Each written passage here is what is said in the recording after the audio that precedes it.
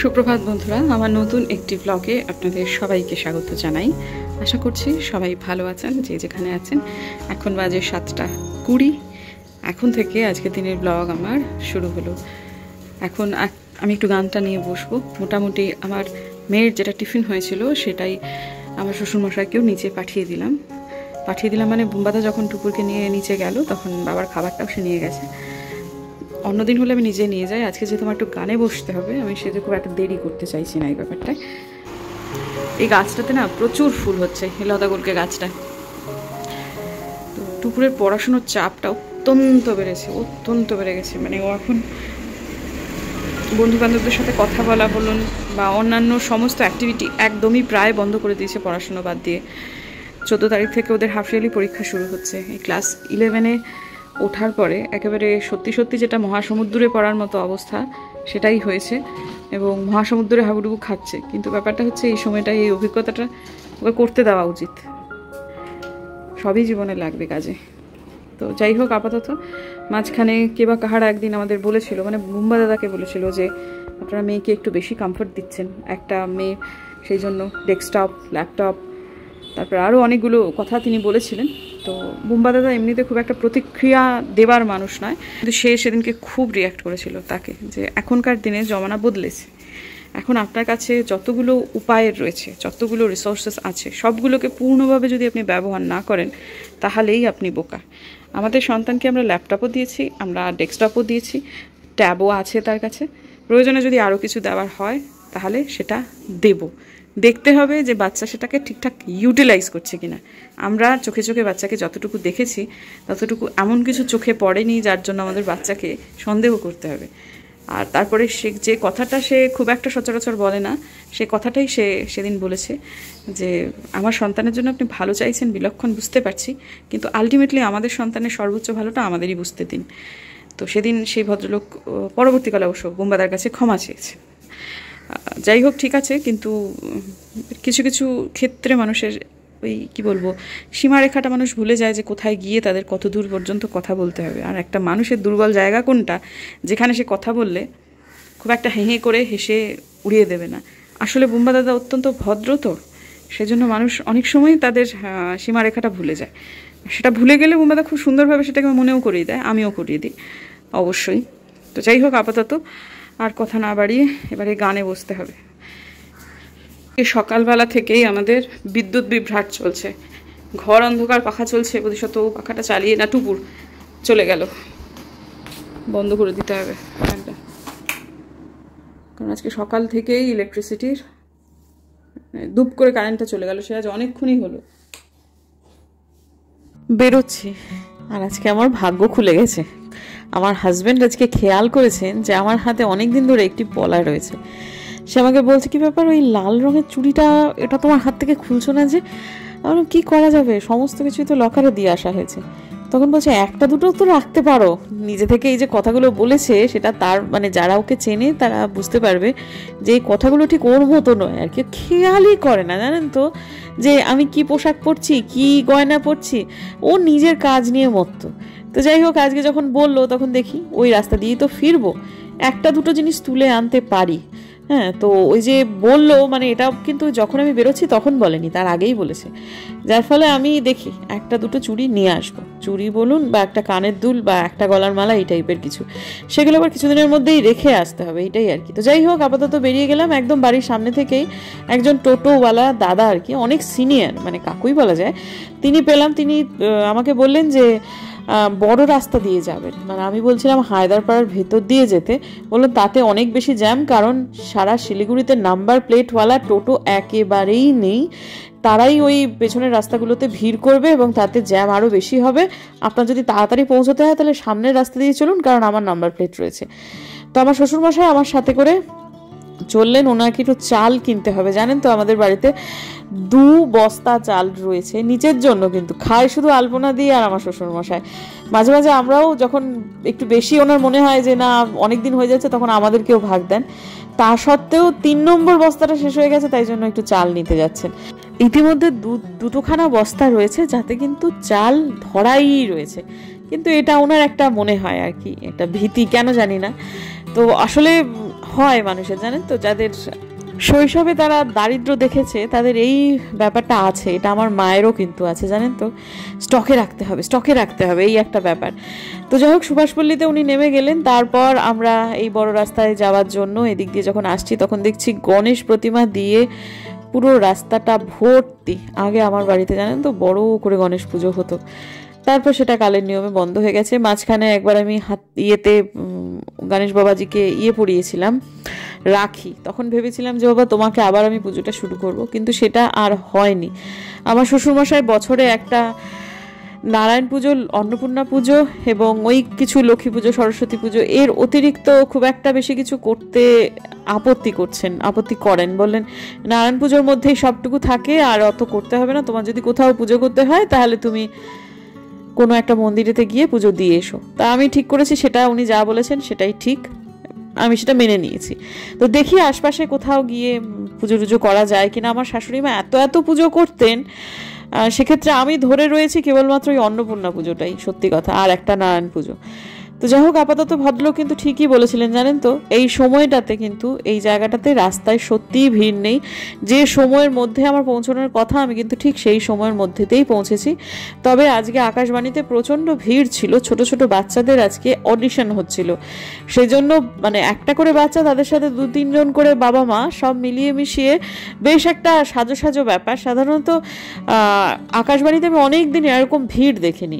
তা যেটা হলো যে আমি যখন ঢুকছি, মানে আমি যখন স্টুডিওতে যাব তার আগ দিয়ে একজন দাদা রেকর্ডিং করছিলেন, আর তারপরেই আমাকে ঢুকে যেতে হলো, এবং আমার খুব একটা দেরি হয়নি। তবে আমার পরে আর একজন বোনের রেকর্ডিং ছিল গানে ভাওয়াইয়া ক্ষেত্রে, তো তার কিন্তু আবার অনেকটাই দেরি হলো, কারণ মাঝখানে আমাদের ওই মিউজিক যে স্টুডিওটা সেখানে অন্য কিছু কাজ হচ্ছিল, কারণ টক স্টুডিও যেটা সেখানে হচ্ছে অডিশন, কিন্তু টকের জন্য যে সমস্ত মানুষেরা রয়েছেন তাদের ওই মিউজিক স্টুডিওটাকেই ভাগ করে নিতে হচ্ছিল, যার ফলেতে একটু দেরি হলো।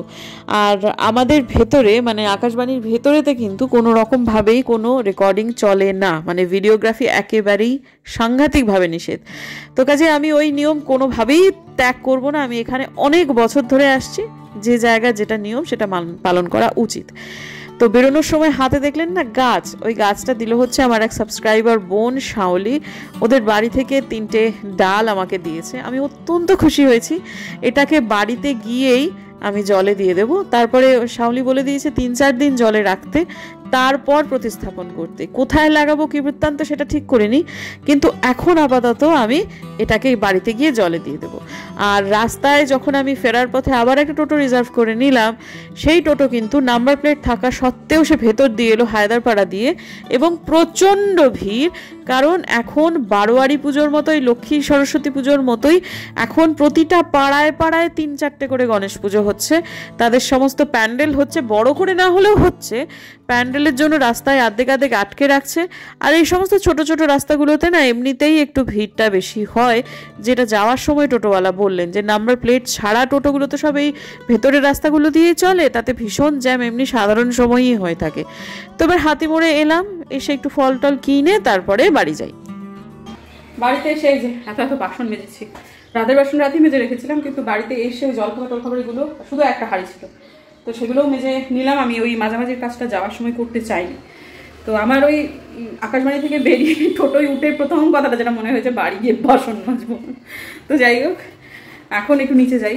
চান টান তো সবই হয়ে গেল, মানে এসেই আগে ওটা করেছি, তারপরে চানে গেছি, তো হয়ে গেল ঠিকই। এবার নিচে যাওয়া, আপনাদের একটু বাড়ি গেছে, টুকুর আসার টাইম হয়নি, কিন্তু তা আমার শ্বশুরমশাই নিচে একটু থাকতে বলছেন। থাকতে যখন হবেই, যেতে যখন হবে, একটু তাড়াতাড়ি চলে যাই। যাওয়ার পথে মায়ের শাড়িটা ফলস পিকো করতেও দিয়ে এলাম, সোমবার দিন দিয়ে দেবে। আর আজকে আমি একজন ভদ্রলোকের গান শুনলাম, ধূপগুড়ির ওদিকটায় বাড়ি, কমল, পদবিটা নিশ্চিত না হয় বলা উচিত না, বাপরে বাপ, আমার ঠিক আগে গাইলেন, কি অপূর্ব গাইলেন ভাবাইয়া, মানে ধাক্কা মারল গিয়ে বুকে। যেমন নিখুঁত সুর, তেমনই আবেগ, দরদ, উচ্চারণ, মানে কি বলুন, খুব সিম্পল ভাবে গাইলেন। হ্যাঁ, কোনো রকম এক্সট্রা চটকদারিত্বের কোনো ইচ্ছাই নেই, কিন্তু এত সুন্দর লাগলো শুনতে। 7টা গান, আমি তো পরপর 3টে গান শুনলাম। তো রেকর্ডিংয়ের সময় তো রেকর্ডিং স্টুডিও তো থাকতে দেবে না, ওই অ্যাকম্পানিজ যারা থাকে তারা প্লাস আর্টিস্ট, কিন্তু যেখান থেকে রেকর্ডিং হচ্ছে, সে যেখান থেকে রেকর্ড করছে সেখানে আমি বসে বসে শুনলাম। ভদ্রলোকের ফোন নাম্বার জোগাড় করতে হবে, এত ভালো শিল্পী খুব কম পাওয়া যায়। অল্প, খুব বেশি বয়সও নয়, এই বুম্বা দাদের মতো হবে বা তার থেকে একটু হয়তো বা সিনিয়র হবে। হ্যাঁ, তো খুব ভালো গাইবেন। আর একদিন হয়েছিল, 2 দিন না 3 দিন আমি বুঝতে পেরেছি। আজকে বুঝতে পারলে? ছোটখাটো হয় বুঝতে পারি না। আজকে না আমি চোখে, আমার ঠাকুর ঘরের চোখেতে শুয়ে কি এমনি, আরে অত দেরি করে স্নান করেছি না, চুলগুলো পুরো ভিজা, আর ঘেমেই দেখো, এই যে এখনো ঘেমে দেখো জল হয়ে গেছে। হ্যাঁ, মুহূর্তের মধ্যে গামছে। হ্যাঁ, তার ওখানে ফ্যানটা চালিয়ে উপরে আসবো, ওই জন্য যে একটু ফ্যানটা চালিয়ে একটু ঠান্ডা হয়ে যায়। হ্যাঁ, তারপরে ঠান্ডা, এই যে এরকম কাঠ হয়ে এরকম বালিশ যেরকম আছে, জামা কাপড় টাপড় সব ওর উপরে এরকম ভাবে। আর না, চোখটা কি কাঁপলো, বুঝছো? কাঁপলে না আমি ভয় পেয়ে গেছি। কি হলো তাহলে? কি কেউ কিন্তু কোনো সাড়া দিচ্ছে না। আমি কি জানি কি তাহলে ঢুকে আছে, ঢুকে এরকম করছে, গুতাচ্ছে, ভয় না লাইট বন্ধ করে বেরিয়ে গেছে। ভূমিকম্প ভালো জোর ঝটকা দিয়েছে। তারপরে নিচে গিয়েছি, না নিচে না, সুদা উপরে আসছে, দেখি দাদা কেউ কিছু বলছে না। আর আমিও কিছু বলতে পারছি না, কি জানি আমাকে তাহলে বলবে কি, আমরা তো কিছু বুঝতে পারলাম না। হ্যাঁ, তারপরে নিচে গেছি, দাদা আবার বললো, ওই ভাইটা আসছে। হ্যাঁ, দাদা বললো একটা ডিমের অমলেট করে দাও আর একটু ম্যাগি করে দাও। তাই আমি বললাম যে ম্যাগিটা তাহলে সিদ্ধ করে দেবো, ডিমের অমলেটটা ভেজে দেবো, পেঁয়াজ বলে কি তাই কা। তো ওরা করতে গেছি, নিচে করতে গিয়ে কাকুকে বলছে, ও কাকু ভূমিকম্প হলো? বলে কি হ্যাঁ। কাকু বুঝতে পেরেছে, বসা তো চেয়ারে, টুলের উপর পাটা দিয়েছে, ওই জন্য বেশি বুঝতে পারছে। তারপরে আবার দাদাকে ফোন করেছে, কি রে ভূমিকম্প হলো? বলে কি হ্যাঁ। হ্যাঁ বন্ধুরা, আমাদের শিলিগুড়িতে বেশ ভালো একটা ভূমিকম্প হয়েছে। তখন আমরা শুয়েছিলাম। আমাদের আজকে শুয়ে না থাকা কোনো উপায় নেই, না থাকা ছাড়া কোনো উপায় নেই, কারণ আমি টুপুর দুজনেই অসুস্থ, বিশেষত আমি উঠতেই পারছি না এবং আমার জ্বর আসছে, আমি সেটা বুঝতে পারছি। মানে শিরদাঁড়া দিয়ে একদম ঠান্ডা স্রোত বয়ে যাওয়া এবং প্রচণ্ড মাথার যন্ত্রণা, সর্বাঙ্গে ব্যথা। ভাবছি যে কি ভাগ্যিস আজকে রেকর্ডিংটা হয়ে গেছিল। এই যদি আমার কালকে রেকর্ডিং হতো আমার খুব কষ্ট হতো। কোনো ক্রমে কাজগুলো সারছি, কিন্তু যাই হোক, করতে তো হবেই যেটুকু আমার করণীয়, কিন্তু মানে শরীর খুব খারাপ করছে, এইটুকুই বলা যায়। আর ফেরার সময় আমি যেটা ভেবেছিলাম যে আমি ওই আমার লকার থেকে নিয়ে আসবো আমার গয়নাগাটি, সেগুলো আনতে পারিনি। আমার শ্বশুরমশায়ের লকারেতেও আমার সামান্য কিছু, মানে বেশিটাই আমাদের নিজেদের লকারেই থাকে, কিন্তু ওই আর কি কখনো কখনো একটু শ্বশুরমশাইয়ের লকারটা যেহেতু কাছে, সে তো লকারে রাখা হয়। তা আমি বাড়িতে যেহেতু 1টার মধ্যে পৌঁছে গেছি, আমি ওনাকে বলেছিলাম আমি কিছুই নিয়ে আসতে পারিনি। তো সেটা শোনার পর আমার শ্বশুরমশাই গিয়ে কিন্তু আমার জন্য সামান্য কিছু গয়না তুলে এনেছেন। সেটা আবার কিছুদিনের মধ্যেই ওই লকারেতেই আবার আমি পৌঁছে দিয়ে আসবো। কারণ বুম্বাদা বলছে যখন যে হাতটা বড্ড কীরকম একটা লাগছে, মাঝে মাঝে একটু পড়ো, তখন ব্যাপারটা নিয়ে আমি সত্যিই বলছি যে আমার নিজেরও মনে হলো যে হ্যাঁ, এটা একটু পড়া উচিত। তো যাই হোক, সবই তো হচ্ছে, কিন্তু শরীরটা ভীষণ খারাপ এবং আমি নিজে মুখে বুঝতে পারছি যে আমার মুখটা হঠাৎ করে খুব ফুলে গেল, মানে এক সন্ধ্যের মধ্যে। খুব বেশি শরীর খারাপ হলে ভেতরে ভেতরে যখন কোনো অসুবিধে চলে তখন আমার মুখটা কিন্তু ফুলে যায়। এটা আজকে বলে নয়, এটা অনেক দিন থেকেই এরকম আমার হয়। শরীর অসহ্য খারাপ করছে, সারা শরীরে প্রচণ্ড যন্ত্রণা। ওরা সবাই শুয়ে পড়েছে, আমি কোনো ক্রমে ওদেরকে খেতে দিয়েছি, দিয়ে তারপরে একটু শুয়ে পড়েছিলাম। অনেকক্ষণ সবাই শুয়ে পড়েছে। এদিকে রান্নাঘরটা ক্লিয়ার হয়নি, সেটাই করতে এলাম, কারণ এটা ছাড়া চলবে না। এই যে যদি মাঝখানে একটু অসুবিধা লাগে, ওষুধ তো খেলাম, একটু বেটার লাগছে, জন্যই উঠতে পারলাম। আর ভীষণ মানে কি বলবো, মানসিক অসুবিধায় থাকে এটা ক্লিয়ার না করতে পারলে। যদি কাজ করতে অসুবিধে হয়, একটু মাঝখানে গিয়ে এবার বসবো, কিন্তু উঠে এটাকে রান্নাঘরটাকে জাত করে তবে যেতে হবে, নাহলে আমার একদম ভালো লাগছে না। করে ফেললাম সবটুকু, এক নিঃশ্বাসে করে ফেললাম, মানে দাঁড়ায়নি। আমি জানি যদি আমি বসে পড়ি আমি কিন্তু বসেই পড়বো। আমার খুব শরীর খারাপ লাগছে, কিন্তু যেটা আমাকে করতে হবে সেটা তো হবেই। আর তারপরে আমার এটা হতে হতে বাসনগুলো যখন তুলছিলাম, এক প্রকারটা চলুক, বেশি জল উঠতে লাগবে না, তখনই আমার মনে পড়লো যে বারান্দায় আজকে সকালেতে জল দিয়েছি, সে যে আপনাদের সাথে কথা বললাম, তারপর জল দিয়েছি। আজকে এত গরম ছিল না যে গাছগুলোর ক্ষতি হয়ে যেত যদি জল না দিতাম। সেই আবার জলও দেওয়া হয়ে গেল একদম। তবে মগে করে দিয়েছি, তাই জন্য ওভারফ্লো হয়নি। আর এই যে আজকে শাওলির দেওয়া সমস্ত গাছগুলো যেখানে দিয়ে দিয়েছি। জলে রেখেছে তো এসেই, কিন্তু আবার একবার একটু জল দিতে হলো। আর এই যে টমেটো গাছটা, এটা আলপনাদি বলছে এটা যদি মাটিতে গেড়ে দেওয়া যায় তাহলে নাকি আবারও ফলন হতে পারে। তবে ঠিক আছে, যেখানে এসে গাছ বাঁচবে সেখানেই হোক। আর এই যে এগুলো কালকের যে স্নেক প্ল্যান্ট, সেগুলো সব দিয়ে দিয়েছি। এখানেও জল টল দেওয়া শেষ, প্লাস পুরো বারান্দায় আবার একবার জল দেওয়া হলো, কিন্তু ওটাতে আর একটু জল লাগবে। এত বড় গাছ তো, ওই যে দেখুন জল না পেয়ে পাতা শুকিয়ে গেছে। এটা যদি একটু ভরে ভরে জল দেওয়া হতো কয়েকদিন আর কি, মা যে কদিন ছিলেন সে কদিন 2-3 বার করে গাছে জল দেওয়া যায়নি, একবার করেই দেওয়া হয়েছে। আমার মনে হচ্ছে এটা আর একটু দিয়ে দিতে হবে। দেখি কালকে সকালেই দেবো, পারছি না আসলে, শরীরটা এখন ভালো হচ্ছে না। ওই ঘরে মনে হচ্ছে আলো জ্বলছে, কী ব্যাপার, ওরা তো আমি যাইনি। আর এত জামা কাপড় হয়েছে, বাপ রে বাপ, সে ওটা করতে 1 ঘন্টা সময় লেগে যাবে। কিন্তু ঠিক আছে, আজকে আর ওদিকে তাকানো যাবে না, শরীর খুব খারাপ করছে। না আলো জ্বলছে, বাইরের আলোটা এসে মনে হচ্ছে। ঠিক আছে বন্ধুরা, 1 নেভানো হয়ে গেলেই আজকের দিনের জন্য আমিও শুয়ে পড়বো। 1টা বেজে গেল, শুয়েছিলাম। এই একটা জ্বর সবার কাছে, টুপুরেরও শরীরটা খারাপ, এই জ্বর একটা ব্যাপার তারও চলছে। তো ঠিক আছে, চলুন দেখা হচ্ছে কালকে। আজকের দিনের জন্য বিদায় নিচ্ছি।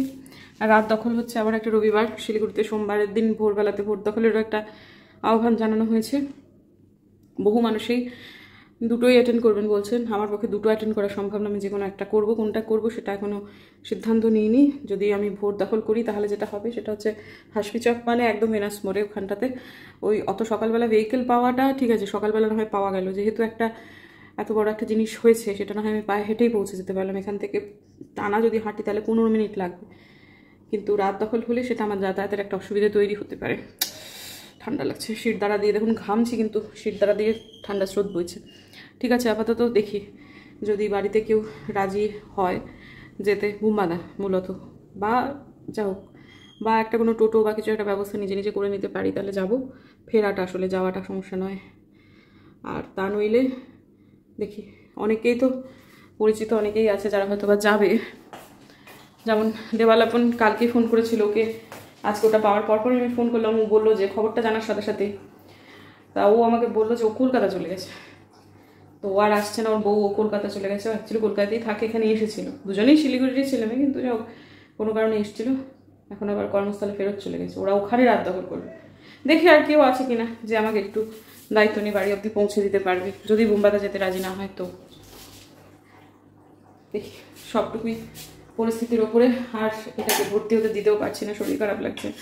চলুন বন্ধুরা, দেখা হচ্ছে কালকে, ততক্ষণে চলুন।